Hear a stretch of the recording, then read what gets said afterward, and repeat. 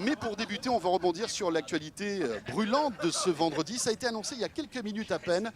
Eh bien, Samsung a décidé de retirer de la vente, écoutez bien, le Galaxy Note 7, le nouveau flagship de Samsung. Eh bien voilà, n'est plus disponible à la vente. On va en parler tous les trois parce que c'est quand même un événement dans le monde des nouvelles technologies. Coup de malchance, ça tombe en plein IFA pour Samsung. Raphaël, concrètement, qu'est-ce qui s'est passé aujourd'hui, il y a quelques minutes? Ouais, c'est un peu la douche froide là pour Samsung. Alors assez concrètement, en fait, il y a des Samsung qui ont été vendus parce qu'il a été lancé le 13 août ou le 19 août pardon, aux États-Unis et en Corée. Oui. Et en fait, il y a eu pas mal d'utilisateurs qui ont reporté des cas d'explosion de la batterie, donc ce qui est un petit peu problématique. Il y a eu plein de vidéos sur YouTube, etc. Et donc là, Samsung a décidé à titre préventif de rappeler tous les modèles vendus, il y en a 1 million, et de stopper la commercialisation dans les pays. Alors en France, il devait sortir aujourd'hui justement. Donc pour l'instant, ça a été reporté. Si vous allez sur les sites de Samsung, etc., le produit est indisponible. Alors on a parlé d'octobre, j'ai vu début octobre affiché. Donc ça fait quand même un report assez important. Ouais, ça fait un mois, donc c'est pas négligeable. Pour Samsung, c'est un gros coup dur là, et le timing, je crois que ça pouvait pas vraiment tomber plus mal. Donc, alors, Samsung France n'a pas, à l'heure où on enregistre De quoi je me mêle, hein, il est pratiquement 13h en ce vendredi, Samsung n'a pas encore officiellement communiqué Samsung France. Mais tout ce qu'on sait, c'est que visiblement sur le million de smartphones vendus, il y aurait quelques dizaines de modèles qui auraient eu des problèmes. Mais bon, le principe de précaution, vous savez, c'est un peu comme les voitures. Là, quand il y a quelques dizaines de problèmes, enfin de véhicules impactés avec un souci, eh bien les constructeurs de véhicules rappellent parfois des les airbags, des trucs comme ça. C'est le principe de précaution, et je trouve ça bien de le faire. Voilà, et un téléphone qui explose, évidemment, c'est quand même un peu grave. Ouais. Donc voilà, Victor, ça arrive, hein, on le sait. L'iPhone a eu des problèmes de batterie qui chauffent. Samsung a eu aussi des problèmes de batterie qui chauffent. Là, c'est quand même assez important quand même. Hein. La batterie est une technologie difficile à maîtriser. Les batteries lithium peuvent présenter des dangers. On le sait, c'est pour la première fois. Hein. La vraie vacherie pour Samsung, en l'occurrence, c'est que cette semaine, il y a le concurrent qui sort, ça fait mauvais effet. Et voilà, puisque rappelons que dans quelques jours sortira l'iPhone 7.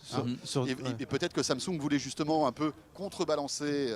Ça aurait été pire si ça avait été le S7 qui avait eu un problème. Ouais, là encore, c'est le Note 7. Bon, c'était un gros lancement. Le S7, ça aurait été catastrophique. Mais c'était catastrophique. C'est vrai que Samsung aimait bien se moquer en plus d'Apple quand il y a eu l'histoire du Bangate avec les. Bon, là, je pense que je sais pas ce qu'il y aura à la conf d'Apple, mais il y aura peut-être un petit. Je sais pas s'il y aura quelque chose qui sera dit.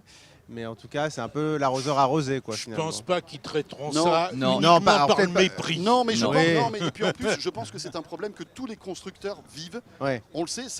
Voilà, Apple a eu des problèmes. Les enceintes nomades qui ont été retirées du marché, la Beats, justement la Pils, la Big One, la XL, a été retirée par Apple du marché parce que la batterie avait un problème. Ouais. Donc c'est pas localisé malheureusement. Ça arrive. Oui, ça peut là, arriver, ça tombe super mal, quoi. À n'importe quel constructeur. Ouais. Donc visiblement, et alors là encore, c'est mon petit doigt qui le dit. Samsung, va rappeler tous les Galaxy Note 7 qui sont dans le commerce, notamment en France parce qu'il était en pré-vente en fait. On pouvait le précommander et certains modèles ont déjà été livrés. Donc si vous avez un Galaxy Note 7 en France, Samsung va vous contacter pour que vous puissiez renvoyer votre modèle et vous le remplacer dès qu'ils auront en fait réglé le problème. La chose intéressante aussi à dire pour terminer ce sujet, c'est que Samsung fabrique les batteries, Victor. Oui, Samsung est un grand fabricant de batteries et il est plus que probable que la batterie qui est dedans est une batterie de fabrication Samsung. Donc il y aura des règlements de compte internes qui vont être assez sanglants. Là, ça va être. Mais j'ai mis aussi mal servi que personne. Mais bon, en tout cas, c'est quand même plutôt bien que Samsung ait le courage, entre guillemets, de le faire parce que il y a peut-être eu des cas, on parle de quelques dizaines de cas, donc ils auraient pu peut-être ne pas en parler et ça aurait pu passer. Donc, oh non.